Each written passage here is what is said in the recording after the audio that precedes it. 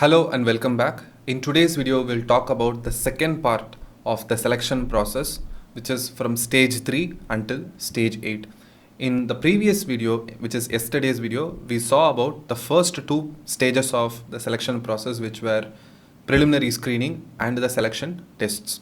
Now let us talk about the third stage of employment interview. After the first two stages, from a total application of say 200 to 300, in preliminary screening, there will be a rejection of 150 to 130. Then the next set of candidates will be put through the selection tests. Let's say some 40 to 50 people will write the selection tests. And from that, some 10 to 15 people will go to the next stage, which is employment interview. Now, what happens in employment interview? Why is employment interview necessary? From the resume, you will only get to know a people to an extent. From the selection tests, you will get to know them a little bit more, but nothing beats the process of sitting with a person face to face and having a full-on conversation with them. You will get to know a lot about a person when you actually sit in front of them face to face and have a 15 to 20 minutes or even half an hour conversation with them. Okay, so that is this employee interview process. So you will be called to a person physically, you have to be present there. So you have to be well dressed. They will see everything. A lot of things they will monitor. You may think that you have to be at your best only during the time when the panel faces you. It doesn't work like that. An interview process is everything. Right from the time you meet with the security and sign in with the visitors register, from there, that process of you waiting in the lobby, how you walk to restroom or how to even talk to a person sitting next to you, everything they will monitor. Good recruiting companies, they monitor pretty much everything. Whether are you making too much chit chat in the waiting lobby area, or are you too much into your phone, keep scrolling, or are you just talking over phone and making a ruckus inside the office reception area. They will verify everything, they will surveil everything, and then they will call you to the interview room. And some interview process, the panel will be sitting much behind in the room, so you will have to walk at least 10 to 15 steps before getting to your seat. And they will also see how you walk, how confidently you walk. Everything they will measure.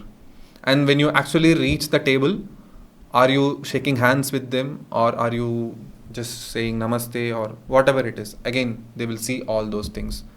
And by the time you walk all the way, they will see how you are dressed and how you have presented yourself on that day. All those things they will measure and evaluate. Everything is a part of their evaluation mechanism. And finally, they'll start with asking, tell me about yourself, that famous question. That's like the icebreaker question in every interview process. So you have to be brief, talk about yourself for a couple of minutes. Then they will start with the follow-up questions. They will see your resume again and say, if there is a common point of talking, let's say the panel is also from Andhra Pradesh and you are also from Andhra Pradesh, then they will say, okay, tell me about your upbringing. Sometimes the interview candidates might be a little stressful. So to put them in ease, they will ask some easy questions like this.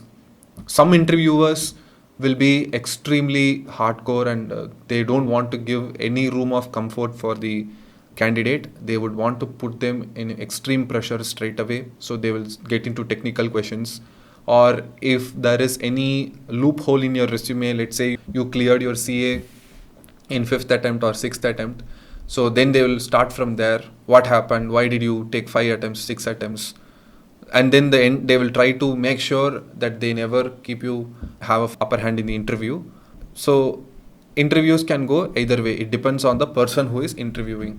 But everything is done for the sole purpose of finding whether you are suitable for the organization, whether you are suitable for the job, whether you will be able to do the job or not. Can you handle the pressure or not? Only to test all that, they do this. So this is the employment interview process. So right when they talk to you, they will keep forming an opinion about you. They will be judging you definitely. So expect to be judged. expect to be evaluated. 2-3 people will be in a typical interview panel. One person will drive the conversation. The other person will just look your body language and doing their own assessment of you. And then they will have a score sheet. So appearance, confidence, level of interest, how engaging are you so boring or are you engaging, or are you controversial or not. They will evaluate you, and technical knowledge, they will evaluate in all the parameters. But let's say you tick all the boxes and then you failed miserably in the technical area.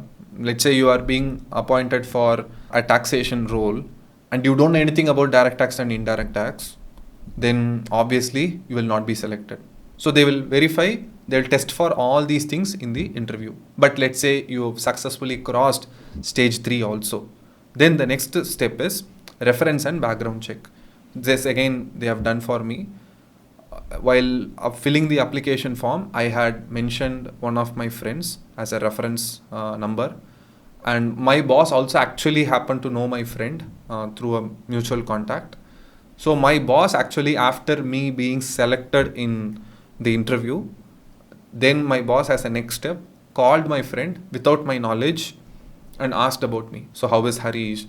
So the guy my boss called and me, we did CA together. So we went to CA classes together. We did articleship together. So my boss asked him, okay, how is he? How was he in his articleship? And my friend naturally gave a bit of good recommendation about me. So this is like a formality. Again, not much of a thing you will get to unearth in this reference and background check, because generally whoever you have given as a reference source will naturally tell good things only about you. But somehow they do this as a procedure, because sometimes, who knows, a candidate might really be a notorious guy, must have appeared extremely clean and neat, must have had a great resume, must have spoken so softly on the interview. People are there like that to just manipulate the interviewers and try to somehow get into the job. So they will do this background check. Suppose, let's say, it's not your first job and you have already worked in an organization, and this is, let's say, your second or third organization. Then in your resume, you would have definitely mentioned about your first and second employments.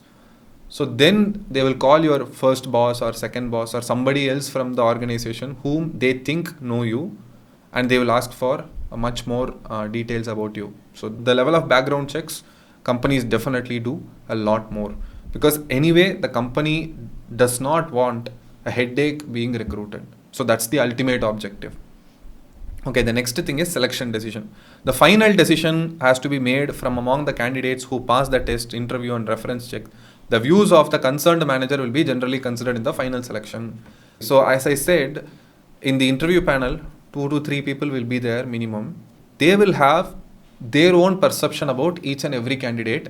Then they will have a final short list of, let's say, 3 to 4 people competing for final one job. From a resume compilation of 200 applications, after first stage 150 went, second stage some 35-40 went, third and fourth stage some again 15-20 will be gone, and the final, this fifth stage, only 3 to 4 people will be there, and that entire panel will be having a full day of argument between them, full day of a conversation between them.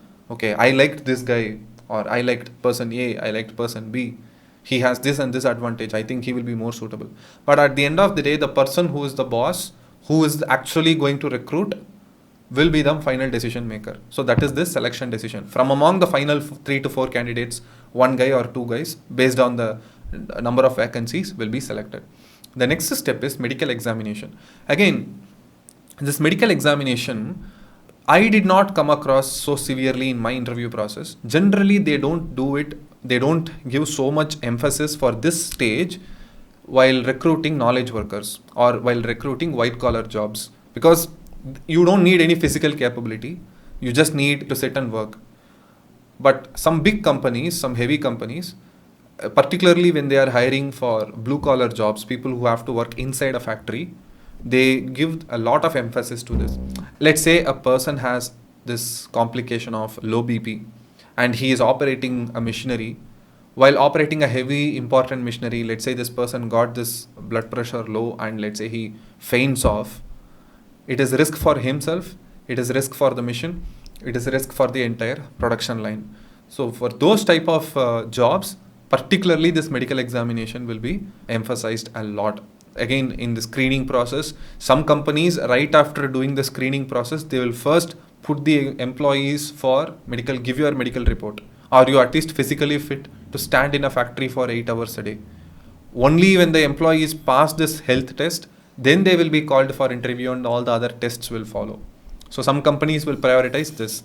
But generally, knowledge workers, not much of medical examination will be done. Just know it as a theory here.